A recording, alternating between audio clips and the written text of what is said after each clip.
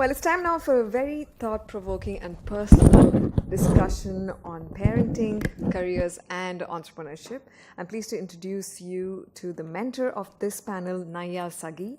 Naya is the CEO and founder of Baby Chakra. Baby Chakra is the fastest growing and largest platform for young parents to discover local services and products in India. It has been awarded as one of the top tech ventures by Google, Business World, Wharton University, and the Exhibit Awards. Prior to Baby Chakra, Naya was a management consultant at McKinsey and at the Bridgespan Group, where she worked extensively on areas of passion: maternal and child health and education. Naya is a graduate of the Harvard Business School, where she was a Fulbright and J.N. Tata Scholar. Please welcome Naya Sagi. So this is my first time moderating a panel, so this is quite exciting for me as well. Thanks for the kind introduction. The reason we started thinking about this panel was when Sita reached out to me and said she was, running the Angel Summit, and I'd kind of gotten tired of hearing, just the professional stories of women and men on different panels that I'd attended in different summits. We were like, what about the real personal stories of these men and women? How have they built businesses and built babies, right? So let's get those stories out. And I think a couple of incidents along the way, right? McKinsey, there were women dropping out left, right, center because they'd gotten married and they thought that they couldn't be partners at McKinsey and have a family. HBS, it's one of the best business schools in the world where women are really ambitious. But women would talk to me, over drinks, saying that once I get married, once I have a baby, will I be really able to build a sustainable long-term career, right? So these kind of conversations, the intention behind this panel is to dispel those notions that you can't have a family and a business together or a career together, and these two are mutually exclusive. So it gives me great pride to introduce the panelists today. Why don't you join me on stage, Ruchi, Priya, Javeer. What you love about them is that they come from very different backgrounds. And what I'll do is I'll probably let them tell you in a nutshell what it is that they do.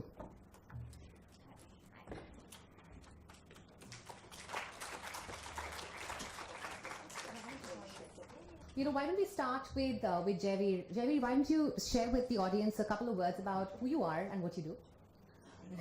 I'm a startup dad, entrepreneur dad, in terms from a traditional perspective of fatherhood.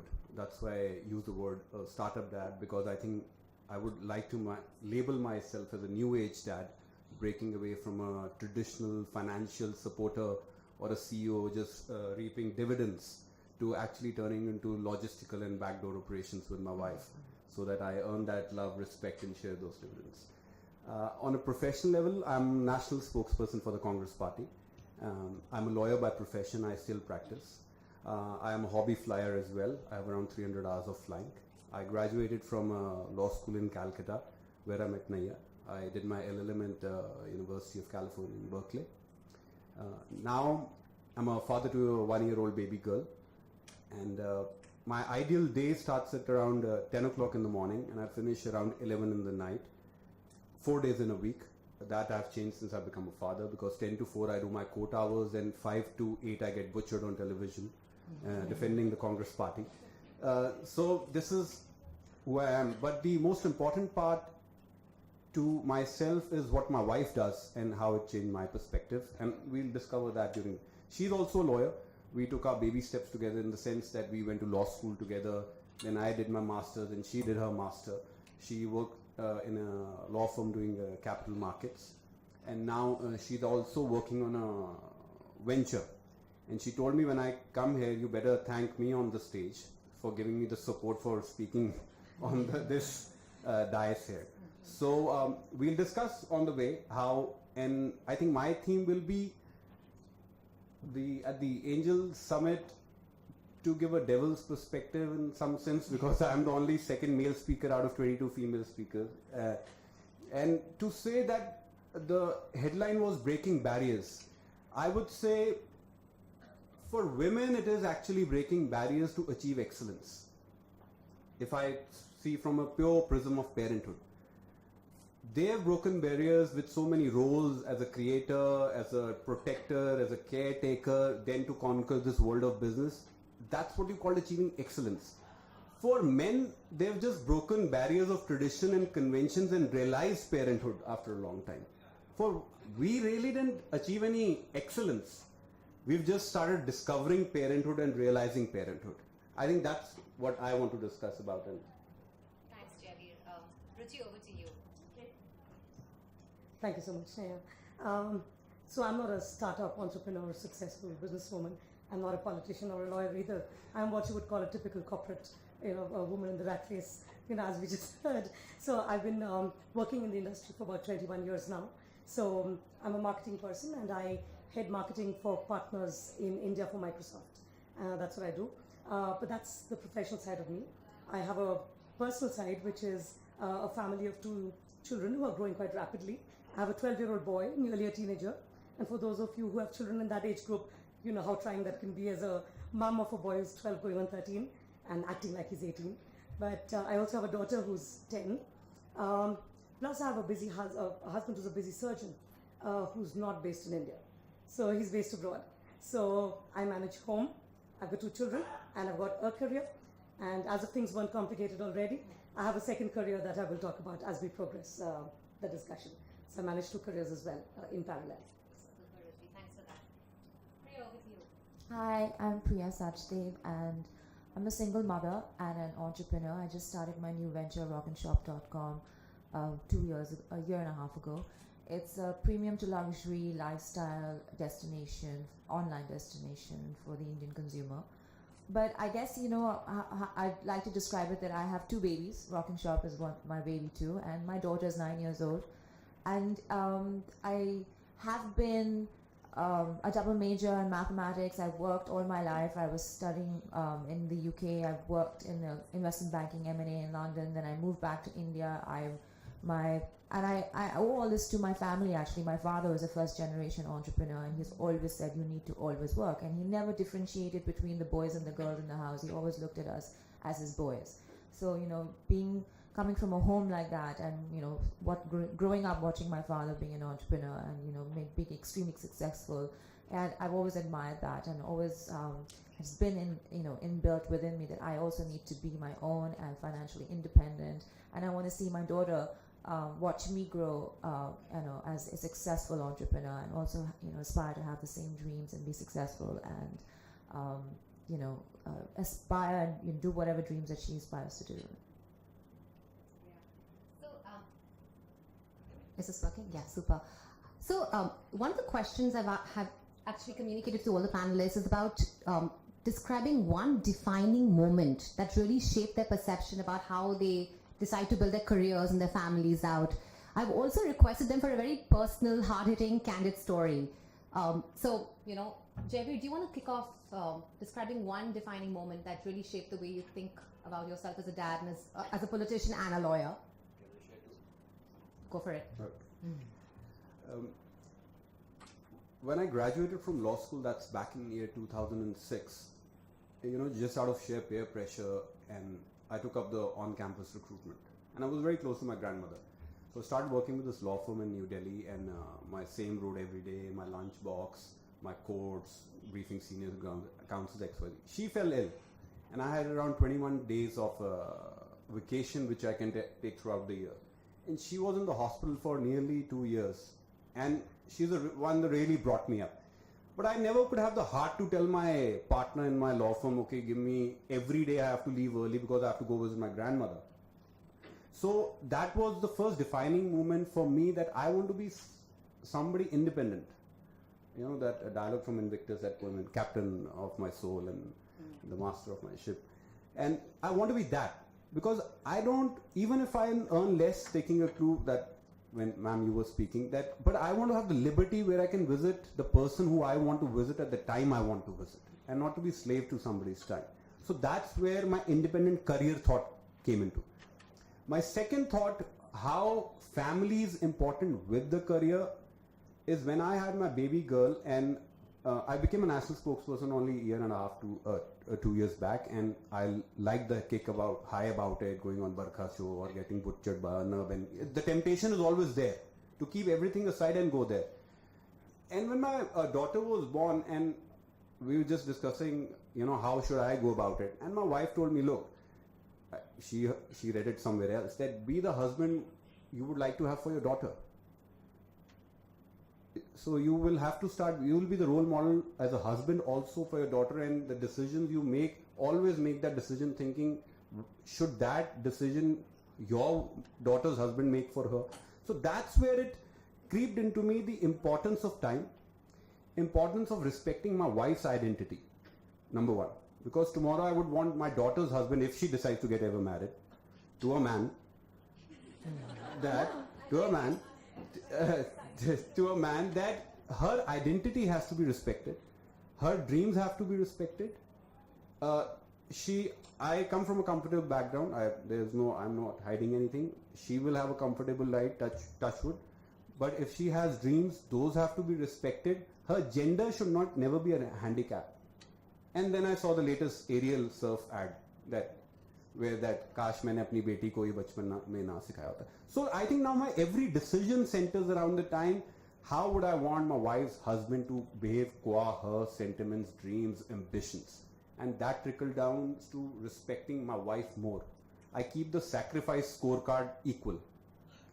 If I have a meeting, she has a meeting, I have to balance that You out. actually keep a table on the fridge? No, we have to. If I have to miss. Now I do debates only 4 days in a week. Politics is a quicksand. It sucks you in. Even if I don't want to, it sucks. I meet 200 people in a day. I do my TV. Nobody expects to balance family life from me in my circle.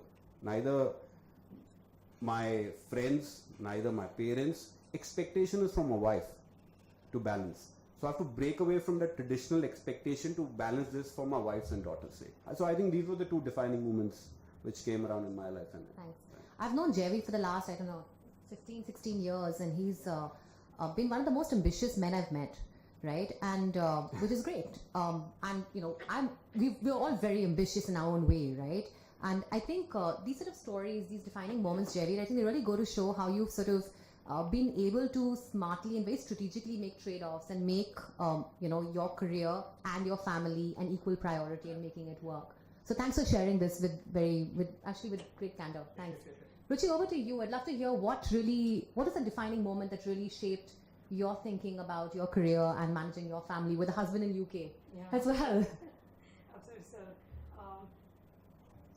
Two things really. We were based in Scotland, because I lived in the beautiful Scotland for about 8 years. I've been very fortunate. And that's where I had my children. So I had one baby, and within 2 years, I had a second baby. So you can imagine how that is. Little help, a country where you're working. I was living in Glasgow, working in Edinburgh. And if you'd like to know, I was the head of marketing for the Scottish Rugby Union, which is an all-male game, and all out there. And everybody was, everybody out of the 250 employees was Scottish, and the brand sat on the shoulders of an Indian woman. So thank you very much. It was a brilliant, brilliant stint. I worked with them for about 5 years. But when I had my baby, number one, it was an opportunity for me, like I'm sure a lot of you felt, what would I do now? What do I do now with balancing home, responsibility, a new baby? Of course daycare is there, but it's not in our DNA to put a 3-month-old baby in daycare and go back to work. It's just not in our DNA as Indians, I guess. Maybe culturally, maybe otherwise, maybe it's just me. That's when I started having a self-doubt, that do I go on or do I not? Is it wrong to do and to continue to work, and how would I do it anyway? But that's when I had an open and honest conversation with my employer, and I told them, I said, this is where I am, this is my situation, what do I do? It was so easy to give up at that point, and I will tell you what I did. I asked for what I wanted, and I worked from home for the next 3 years as the head of marketing for Scottish Rugby from home, having one kid after the other. And they were like, okay, are you done now? Now can you return to work? I was like, yeah, I'm done, I'll come back. And then I joined back full time. But I think it's all about, when you're in a situation, don't just assume that people will say no. It is okay to ask, and it's not a handicap to ask. And you can still perform to a level that you were going full time. So I think that's one. But secondly, last year my husband decided to move back to the UK after 6 beautiful years in India. And I also got my opportunities to take up speaking as a career, which is my second career, as I mentioned, about a year and a half ago. It was a very hard time because I wanted to, I'm passionate about speaking. I used to run a radio show in Glasgow on the side every Sunday, 2 hours, because I always had that urge to speak. But I never really thought that I'll convert it into something that will soak my time. But when the opportunity came to speak in India at a platform like this, and it was a panel that started me off, I thought to myself again. Okay. Wasn't me, I hope. No, I don't think you said the alarms. Not yet. Okay, so it was an opportunity to say, can I manage a second career with the husband out, with 2 children, with home and 1 career going full-fledged? Can I do a second career? So again, it's a moment of doubt saying, can I do it? Do I have the bandwidth? And I did. And I can tell you one thing, that I did, and I speak about 20 times a year now, in addition to my full-time job, and it only fuels my passion and energy and does not take away from it. So if you do something that you love, it's amazing. And people ask me all the time at work, Ruchi, how do you do it? We barely manage Microsoft, but you do that and you build a career, and I also travel abroad. So out of 20 speaking, I do about 10 abroad and 10 in India, which means a week travel every time you go out. And I take personal chutti and I go, but I do it. But it fuels my energy, it fuels my passion rather than splits me into 2. So I think those are sort of the 2 defining moments that I thought were very key for me too. Thanks for sharing that, Ruchi. A lot of times these stories don't get told, right? I mean, the whole intention behind having a panel like this and having you speak so candidly about your passion, about your family, and about your career is to let, a lot of the younger women actually at the back, and of course all the other women who are here really understand that maybe you can't have it all, but if you think about it smartly enough, there are ways that you can figure out what to prioritize at what point in time. I mean, that's a lesson I'm taking away from you. Is that a correct understanding? Indeed, absolutely. Okay, super. Absolutely. Priya, what about you? What has really defined who you are today and how you've managed to build a venture, be a single mom, and a very involved single mom from what I understand? Yes, I mean, You can hear me now. I actually have defining moments every day. It's not easy being a single mother, and I'm constantly, I have a schedule, a timetable in my head. I know that when I became a single mother, it's going to be even more challenging. And obviously I'm very blessed, and I have the support of my mother and my father, more my mother, who's, and I'm a mother and a father to my child. So I have to be there in both roles, and I have a new venture, and I have to be there as the CEO, the visionary. You have to give direction to the team because they also get lost when you're not there, and I have to also travel for work, etc., etc. So all these things are constantly, I have defining moments every day, and every day is a new challenge. But you know what? You overcome them, and you learn from every challenge, and you grow from every day's experience.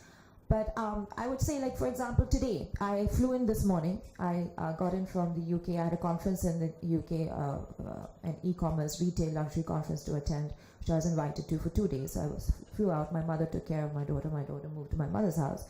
I landed, and I knew I had a whole schedule planned when my daughter was calling me the minute I landed. Mama, Kathak class. The Kathak teacher is coming. The Kathak teacher is calling me. Beti ka Kathak class. I said, हाँ, मैं आ रही हूँ. मैं airport से निकल रही हूँ. I reached the house. My daughter's already started the Kathak class. I know at 1:30 she has to go for her swimming lesson. 1:30 swimming lesson. I know I have to attend the Angel Summit at 3:45.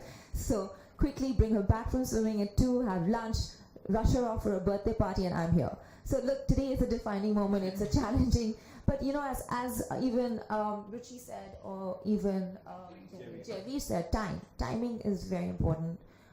Sacrificing. As Javi also said, sacrificing. You have to sacrifice certain days for your child, because my mother says, this time with your child will not come back again. Another 3 years, she will not need you. So you need to give this time. And it's important to give time to your venture as well as your child. And they're both equally important, because if I just dedicate it to one thing, it won't complete me as a person. And you need your own identity to make you complete, and only when you are complete and you have your own identity do your children also respect you and appreciate you and know who you are. So this is my story. Thank you. That's great. So what we've done is a little I think out of the box. It's an experiment we're trying. So what we did was we crowdsourced questions from Baby Chakra Mom Stars. We have a large community of moms who use Baby Chakra on a daily basis. So we chose about 10 questions from them, some in video format and some... If I have a child who's a niece and newborn baby, how much time I need to dedicate at home, how much can I work from home as obviously a newborn infant. And if you have a child who's going to school, then you obviously have your work hours based on her school or their school hours. and then be home when the child is home, and yet you can still work from home because now everything is so mobile and so accessible on your mobile emails. But I honestly am a believer that after a certain time, like post 7 p.m., no more emails, because you need to dedicate that time to yourself and to your family, and I think that's important, and you need to build that culture and environment at home. Or even like a Sunday or the weekends that is completely no internet use at home, and I think that's very important. Wow, that's great. But yeah, otherwise you see the young generation, even the kids nowadays, they're on it all the time. But to get back to the point is that you can obviously also work from home. It's as a young mother or a parent. And if your child is going to school, you can work during their school hours, and you can juggle between. And as I said, timing is very important. And to get a team together, you need to have a young, agile team and who believe in a startup. The startup requires you working odd hours and crazy hours, and the team needs to believe in your idea and believe in your vision, and you need to instill the same culture and vision and in the team so that they are also working while you're not there. Sure. Priya, the second question is also actually for you. So, most people would look at you and say you have a very privileged life, right? And you talk about leveraging networks. You talked about, having support to actually, take care of your family while you were out. But are there times when you felt that you had to be really resilient, right? And how have you dealt with, if there's a really tough challenge that comes your way, what is your approach been to dealing with that challenge? Can you describe a situation where you've really felt out of water, out of depth in doing something? I think being resilient is the only way to survive. You have to be able to be patient and believe in yourself. And there have been not many, but many situations that I have had doubt, second thoughts, like, can I do this? Will this work? I'm giving so many hours. I'm investing so much money or people's money into this venture, and it's not taking off, and it's not happening to the speed I expected it to happen. And sometimes things don't happen the way you expect them to happen, the way your business plan is planned out in the next 5 years, and the first 2 years is not happening that way because of environmental reasons. The consumer is not able to understand your product, and you have to revisit your business plan and revisit your product. And you constantly, as everyone said today, in the discussion, you need to reinvent not only yourself, but we've also reinvent and re-strategize your business plan or your business. And that's what startups and entrepreneurs do. They're constantly reinventing also their strategies and their business all the time, and say, hey, let me look back and see, why hasn't this worked? But I thought this would work really well. Let me go out there in the market and understand from the consumer what is lacking in the product, is it lacking in the service, is it lacking somewhere, and that's where I have found myself really, going back and forth and reinventing the business, reinventing ideas myself and the teams to look at it in a different way. So it sounds like there's a very beautiful mix that you have to strike as an entrepreneur and as a parent between being really resilient and thick-skinned and also opening yourself out to feedback and opening yourself out to seeing what is really working and what is not, right? And I guess that's not art, not science, it's somewhere in between. Sounds like. Great. Moving on, there's a question for you, Ruchi. It's from Prerna, who's one of our mom stars in Mumbai. So she talks about, women may opt to take out a work from home job, right? And women who typically do that, and I don't know how many of you are working from home right now? Could you raise your hands? Super. So there are a couple of us already over here. Somehow when they go back to the workplace, or even when they are in the workplace but they're working from home, they're somehow deemed less competent, right? And it angers me personally, but I'd love to hear from you, Ruchi, especially, the number of years you worked at home, right? So how do you sort of get rid of this sort of myth, or if you will, or this labeling that you're less competent if you work from home, you choose to work from home as a young parent? Okay, so firstly, you can't get rid of it. It's there, and it's there to stay. And it's called an unconscious bias. And probably, if you look with it yourselves, you carry that bias too. So people who are not visible, they're probably just having fun, right? They're probably not working. And when you're at the receiving end, it hurts. When you're at the giving end, you don't even realize because it's unconscious. You're blind to it. So I worked, as I mentioned, I worked from home for 3 years, and as the head of marketing, which is it's not easy because you need to be meeting people all the time. So there are a couple of things that that we need to do. I think a couple of lessons that I've learned that I'd love to share here. One, you do carry a responsibility to fight that bias. but not overtly through your work. And I think that consciousness that I need to not let it down, I need to not allow my work to fall below a certain threshold that I set for myself is critical. Because you giving them that little chink and that little option to say, see, I told you, it won't work. Or there you go, she didn't join the call on time, but she's probably just getting her cooking done, right? Whereas that may not be the case. So I think that the responsibility of home working, especially, I'm talking in a corporate setting, so please pardon me on that little qualifier. I'm going to put that in a corporate, but everyone's at office and you're not, it's a difficult situation. So you've got to carry that responsibility on yourself. Keep reporting in and keep ensuring that you are visible for the work that you're supposed to get out there. But I would say that it is unfortunately a bias that exists, and it is one that will continue to exist. However, if you set your priorities and you have open conversations like you did, and you set goals. So I think at the end of the day, so what does success look like to the person with whom I'm working, remotely? I think that agreement of being very clear on what success looks like can really nail it. If you keep it hazy, then it's going to go into no man or no woman's land, and it will fall there for sure. So I think being clear, because you don't have FaceTime with people is critical to be clear. But the second thing is that we live in a world where technology is taking us into a different realm. Yeah? No longer does working from home mean that you're away from the view of people. So we, especially being in Microsoft, of course, we use technology all the time, as do many companies that we influence and impact in the world as well. But there is a possibility of being as much in the room, still not being in the room, like it never existed before. So I think insist on using the right technology so that even if you're working remotely, you are always there. So I think smart use of technology and smart use of the privilege that you have of working from home, should get you over that. But it is a responsibility one carries, in the environment we currently live in. And I'll also say that, organizations like where I work are, we are a very privileged lot. But we don't represent India, and we don't represent the mass of working women at all. We're probably towards the top of the pyramid, and we're very lucky, we're very fortunate. But when we talk about India, we talk about women and their privilege, we're talking about a much larger mass that really needs to move. And they need to be feeling that they're empowered to lead their lives the way they want and when they want. I think that's when truly move forward. Sure. And so you talk about structure being a very integral part, always showing up, and always being, setting success and what success really means. Setting that up front with whoever you're working with to really be successful in a work-at-home arrangement. Absolutely. Right? Just a question here before we move on to the question. I know that's there for Jaiveer. What about networking? Right? How important? I mean, in a lot of corporate careers, we keep on hearing about showing up on networking events. Frankly, even at McKinsey, for instance, right? I mean, you had to sort of show up to meet other teams, meet partners. How do you do that in a work-at-home scenario? Networking is critical, absolutely critical.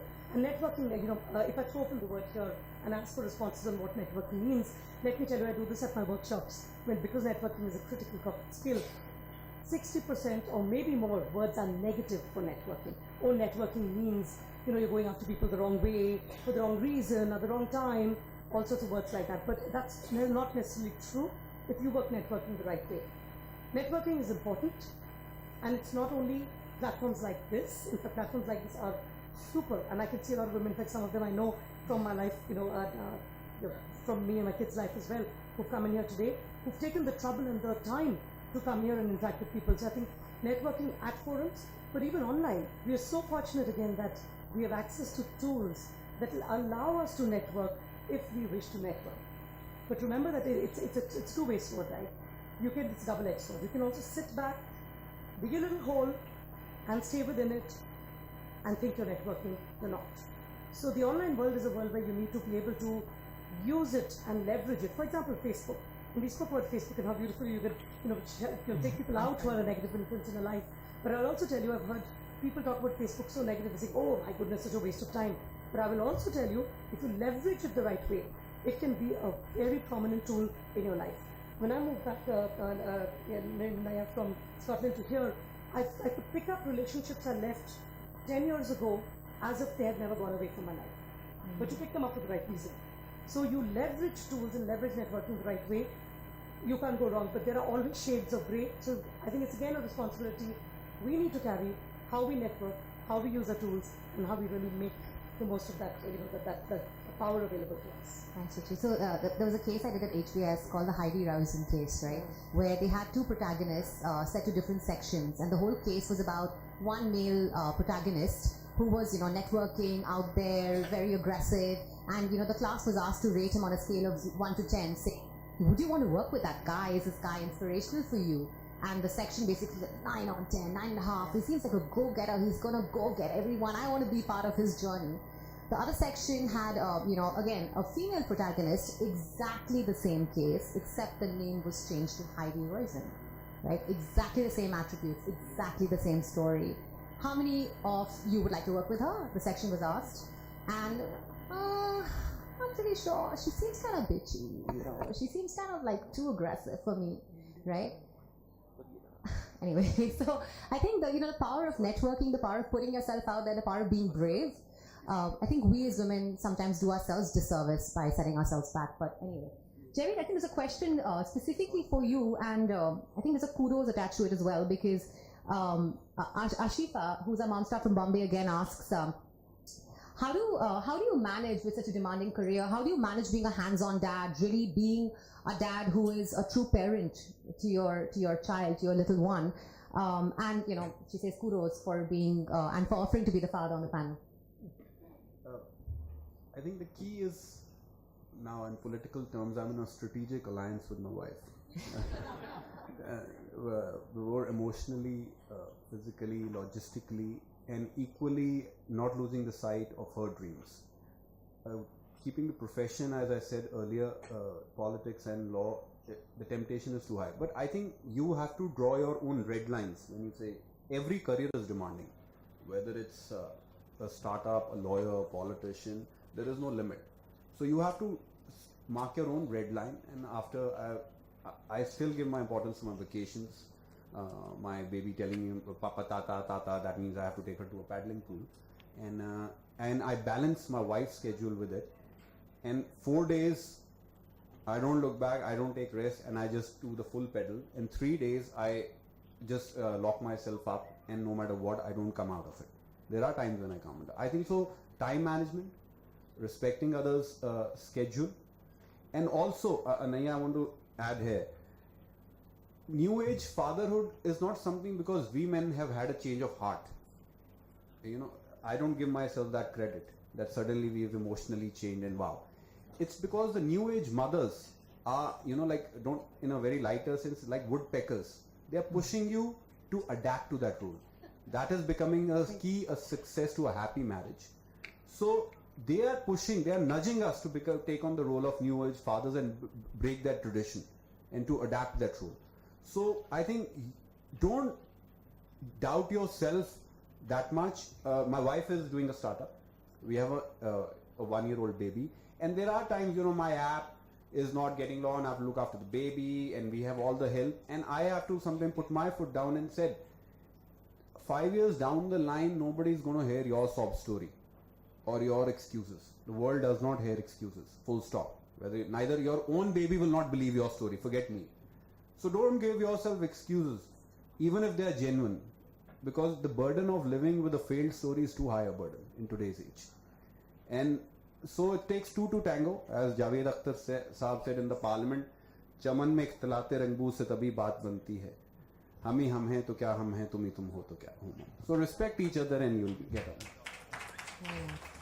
But it sounds like, and I think that's a lesson that perhaps we take away from this, at least the women here, right? If you ask, you will get. If you speak, you are heard, right? Many times, and I'll just share an incident at Baby Chakra, CNBC Young Turks was shooting us, and we were so excited, right? Like that means, this first sort of mass media coverage, right? And one of our employees, she was like, I can't come for the shoot. I was like, why? But you're so fantastic at what you do. You must be there.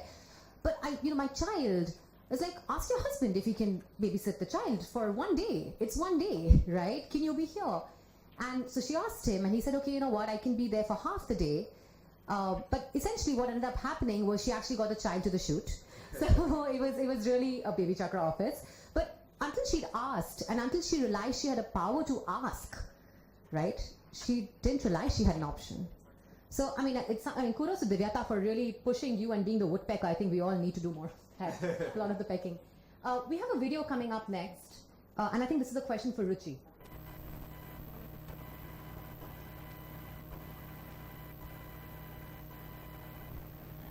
Everyone, I'm Priya from Mumbai. My question is to Ruchi Agarwal. I love marketing from college days, and now that I am an involved mom, I love spending time with my son as well as my career, which is why I've opted from work from home. My question is to you. 1. How do I stay relevant in the marketing field and ensure that I've upgraded my skills? 2. What are my growth opportunities in the current working arrangement? Thank you. Everyone, I'm Priya from Mumbai. My question is... Okay, wow, I'd love to have a one-to-one with her. You need to know more to see growth opportunities. So, but the question of staying relevant is pertinent. And I think we live in an era where two things are happening. People are getting better at what they do because the timelines of learning something have crashed. But the other, and it's always available, right? But 24/7 we can be learners in today's world. But secondly, the millennials, at least the people of a certain age group and above, the millennials are coming with a very different learning style and a very different timeline to how they learn and how they respond. Even at Microsoft, we see that the younger generation or the new recruits from colleges and universities are getting roles with a lot more responsibility than we ever got when we started out. So I think staying relevant, staying ahead, it's not about being competitive, it's about earning that respect on the job that you do. And I think it's a very, very pertinent question, that how then, when you're remote, do you ever stay relevant? And how do you ever upgrade your skills? And I think it starts with being conscious of the fact that you need to, like the lady in the video did, that I want to stay relevant, what do I do? I think there's, again, I'll fall back on the fact that there is so much technology available, there is so much access to information available, that having a mentor when you're off-site or when you're away is probably a very good idea. Or having a couple of people that you depend on when you come to networking events like this, where you meet people and then you lock on and you say, you know what, could you guide me where I need to go? Tell me what's happening, because what I can read is what I open the window of my mind to. Could you give me more insight into what's happening? So I think utilizing the power of mentors to take you for where you cannot see, and searching out and finding yourself as much as you can when you're working from home, like the lady here, and then being able to upgrade your skills to the many, many tools available online are very important. One of the things that I find that the working world really values today are projects that you do beyond the call of work, beyond the call of duty, which is, so what extra have you done on your own to show that you're interested in this role, or you're interested in this kind of an area.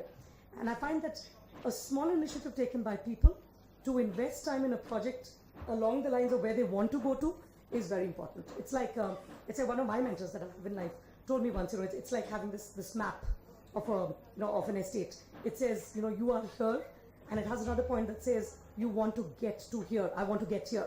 So I think if you're able to nail these 2 points in your life, saying I want to go there and I am here, you will find a way of how to upgrade yourself. But if you don't, or never spend time in really figuring that out, you'll never find the right way of getting there anyway.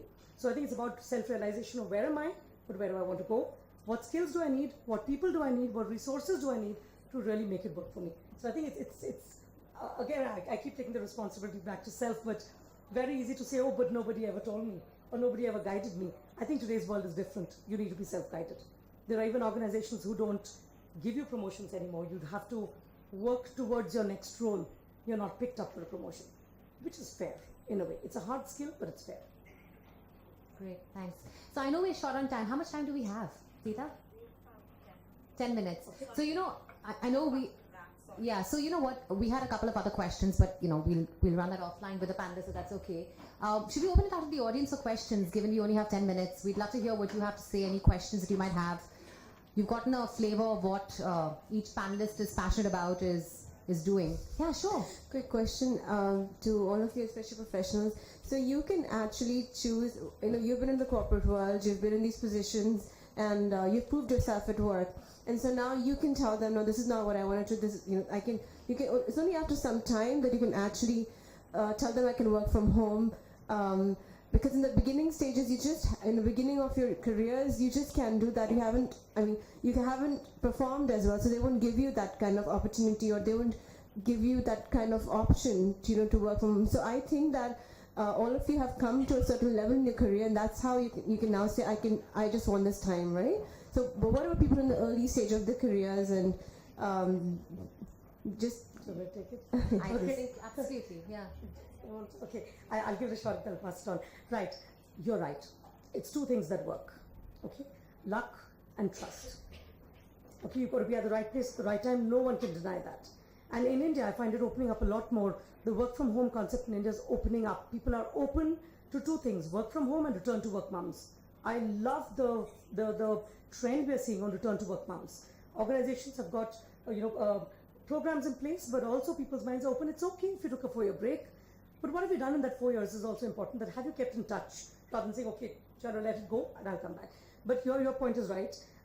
It's not about how many years of work experience you've got. For example, at Scottish Rugby, when I worked from home, I was probably just about 10, 12 years of work experience, which is very, very middle management in a typical parlance.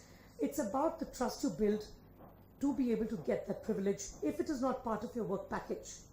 So in the UK, for example, where I will be moving to shortly, there are work from home opportunities on paper in your contract. But if it is not, it is luck and it is trust. Build that trust in early and ask for it at the right time. But of course, you can't start a full-time job and saying, now I'm going to work from home, but what credibility do I have with you? So you have to work your way through it. It doesn't come unless it's part of the contract. I was different take to this because I'm from a different, not a hardcore corporate life. See, in a brutal corporate life, the mantra is first deserve, then desire, right? But in life, that is why you become entrepreneurs and startups. The life you perceive yourself, visualize for yourself, makes you help that decision. My grandmother died, and I left my job at XYZ at a good amount to earn 1/10 of it. But that's the call I took. But if I wanted to continue with that, I maybe had to live with that. Today, I can excel far more at a much faster pace if I give those additional 3 days more to my politics or my legal work. So it's really up to you also. It's this dilemma that it's first you have to be there to achieve. Not really. Sometimes those decisions, this dilemma helps you to change the course of your life and to see really what you are. Is the time more important? I'll earn 10% more.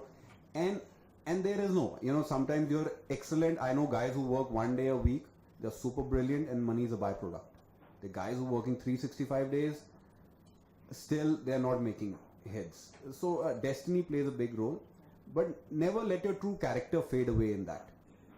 Margaret Thatcher said a very good thing. Watch your thoughts, it might become words. Watch your words, it might become habits. Watch your habits, it might become into character. Watch your character, it might become your destiny. So hold on to the character and you'll get far. I just want to add to it. I have a lot of young girls working in my the startup rockandshop.com. Some of them are like, oh, we're getting engaged, we're getting married, I'm going to take this wedding leave, we have to take this holiday. Can you work from home? So as a business owner and I am understanding to the female situation, the women, the girls, what they go through.